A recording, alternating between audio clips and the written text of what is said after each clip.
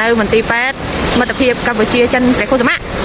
ជំរាបសួរបងប្អូនគ្នាថ្ងៃនេះខ្ញុំបានទៅមើលបងប្រុសដែលធ្លាក់ពីលើដើមគួយថ្ងៃមុននួន2លើកហើយគាត់មានឈ្មោះថាបងប្រុសគាត់មុនទៅក៏ធ្វើម្ហូបអាហារខ្លះដើម្បីឲ្យគាត់ពិសាព្រោះខ្ញុំគិតថាទាំងអ្នកជំងឺទាំងអ្នកកដោបាយម្ហូបដែលទិញគេហ្នឹងណាវាមិនសូវត្រូវមាត់អីប្រហែលទេព្រោះខ្ញុំយល់អារម្មណ៍មួយហ្នឹងដោយសារតែខ្ញុំធ្លាប់ទិញម្ហូបគេទៅញ៉ាំអត់កើតទេអញ្ចឹងជារៀងរាល់ថ្ងៃគឺខ្ញុំត្រូវធ្វើម្ហូបដោយខ្លួនឯងហូបរាល់ថ្ងៃมันមានអ្វីច្រើនទេនេះគឺសិតតែបន្លែសម្រាប់សុខភាពរបស់គាត់បន្លែបៃតងឃើញបន្លែច្រើនមុខអញ្ចឹងមិនមែនជាស្លកកូរទេគឺស្លបហើហើយក៏មិនមែនសម្រាប់តែអ្នកជំងឺមួយមុខទេអ្នកជាក៏អាចញ៉ាំបានដែរព្រោះថាខ្ញុំជ្រើសរើសយកសុទ្ធតែជាបន្លែសុខភាពទាំងអស់វាជួយបានច្រើនណាស់សម្រាប់រាងកាយរបស់យើងមុខម្ហូបមួយនេះគឺសម្បូរទៅដោយវីតាមីនហើយក៏មិនប្រែខ្លាញ់ផងដែរខ្ញុំធ្វើម្ហូបទាំងអស់នេះគឺដោយសារតែខ្ញុំអស់លទ្ធភាពក្នុងការជួយជាថវិកាជូនគាត់ហើយអញ្ចឹងមានតែពឹងពុកម៉ែបងប្អូនទាំងអស់គ្នាទេដែលអាចជួយគាត់បាន10000 20000 1រៀល2រៀលអីជួយទៅបន្ទាប់មកទៀតគឺខ្ញុំបានស្ងោរស្តែកជូនគាត់ហើយមានដូចជា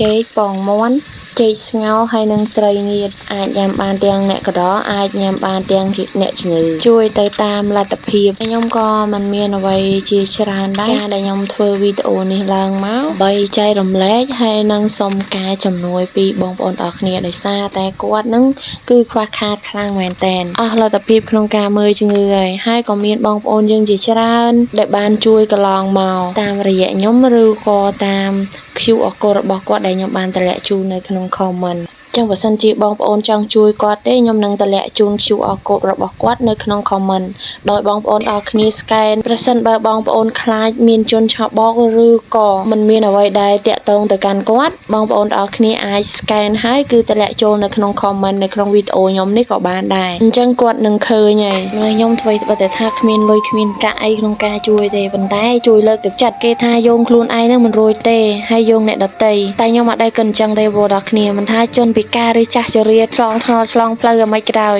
ខ្ញុំឃើញខ្ញុំជួយតែទាំងអស់ហ្នឹងគ្រាន់តែថាការជួយរបស់ខ្ញុំតាមលទ្ធភាពតាមអ្វីដែលអាចធ្វើបានតែប៉ុណ្ណឹងបន្ទាប់មកក៏ពួកខ្ញុំត្រូវបានដល់មន្ទីរពេទ្យពឹងជំនួយការកាន់បាយម្ហូបបន្តិចសុំទៅទុកម៉ូតូមួយសិនមកវិញក៏ខ្ញុំបានប្រាប់គាត់ថាត្រង់កន្លែងនេះគឺជាផ្លូវច្រករបស់អ្នកជំងឺអញ្ចឹងយើងកុំថតក្នុងនាមខ្ញុំជាគ្រូពេទ្យគឺត្រូវរក្សាសិទ្ធិរបស់អ្នកជំងឺគឺมันអាចបង្ហាញមុខឬក៏សកម្មភាពដោយផ្ទាល់បានទេបងប្អូនអរគ្នាសូមអធិស្ឋានបានត្រឹមតែឃើញស្ដារឡើងទៅបានហើយបើសិនបើបងប្អូនអរគ្នាចង់ទៅមើលគាត់ទេនៅជាន់ទី2អគារចាស់ទប់បាក់ជើងសិនជាបងប្អូនឡើងតាមស្ដារដែលខ្ញុំឡើងហ្នឹងគឺបងប្អូនអាចរត់ឃើញទេព្រោះខ្ញុំឡើងស្ដារនេះគឺខាងគ្រូពេទ្យបានបែងចែកថាគ្រូពេទ្យឬក៏អ្នកជំងឺអីទៅគឺអត់ទេគ្រាន់តែថាខ្លាចរយច្រកចាញ់អត់ឃើញមនុស្សខ្ញុំស្រួលហើយបងប្អូនអរគ្នាថាឡើយតែបងប្អូនវិញអាអ្នកស្គាល់គ្នាមួយថ្ងៃពីរថ្ងៃកើតអីក៏ដោយទេមកសួរនាំមកគឺទៅភ្លាមតែម្ដងទឹកចិត្តជាគ្រូពេទ្យអត់អាចអបដៃឈរមើលអ្នកជំងឺទេទោះបីអត់មានលុយក៏ដោយអរគុណបងប្អូនអរគ្នាសម្រាប់ការ share ចែករំលែកជួបគ្នាវីដេអូក្រោយបាយបាយ